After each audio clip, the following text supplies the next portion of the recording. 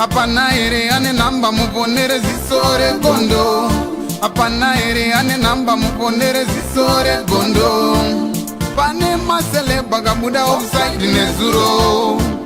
Pane masele bagabuda offside nezuro. Eti no inau Peshona kwete chindau Zichiverengwa naye wenye skimba no fumura no itama. Timu yangu ndipo mukita se katatoka zvakare zviri kupisa na skimbo aiwa kazviri kupisa chokupe timu yangu pasata pina bana zviri kupisa zvanasika mongobayo chibhata subscribe so that amusare pane zvese zvichiitika zviri kupisa paSogodo TV. Pamepondo vachiendesa uchiendesa ku shopping ndo yanduku revenge yoyo. Maurako 50 esaya awetengera zvinhu chivanyepero kuti ndokunza iku UK ndo yandiri kurivenge iyoyo this time and batike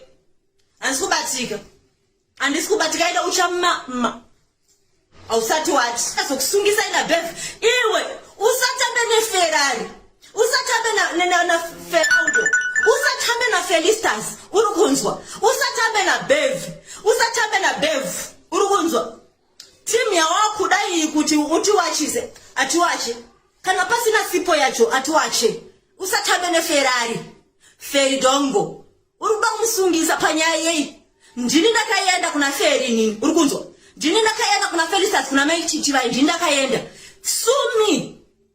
sumi urukunzwa wakuona kuti zvinhu zvangu zvaita ndakuzviitira zvinhu zvangu wakuda kuyazokanganisa iwe simuka yemba ndakutongotambira nezuro ndakaona kanzanzi verengai mahure makuru pakabuda madambosi pakabuda ini nayo watakatora mukombe saka usatora simuka yembawa yanga kambokudzikamira but this time no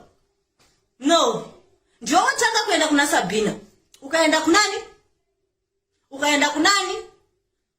waenda kuna nonzanush wemuhari mpoto vekuisa vanhu muhari ava anditi amunisa muhari amufe makandisa muhari nawo vekuisa na Prophetess boat kata vakwa amufe makandisa muhari birwa mari na boat kata waenda kuna boat kata ukati ataure neni further why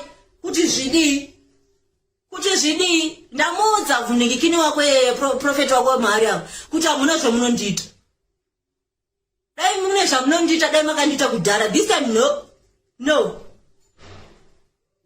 and life iyi mangamuchindiwo angachindirambidza kuiita cause ungochitaura naye handiti ungochitaura naye kuti ngaseche life waendereiko kuna Sabino wawaita akakwirwa na Peter Ndlovu waenderei kuna Sabino Java akakurwadza stereki wakaona ndakazembera pakofa pandakadai akakurwadza stereki handiti revenge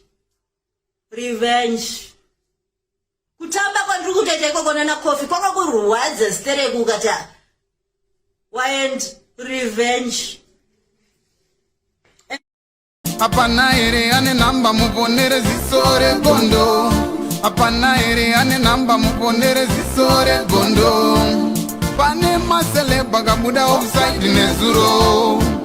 Pane masele bagabuda offside nezuro. Eti no inau Peshona kwete chindau Zichiverengwa naye wenye skimba no fumura no itama.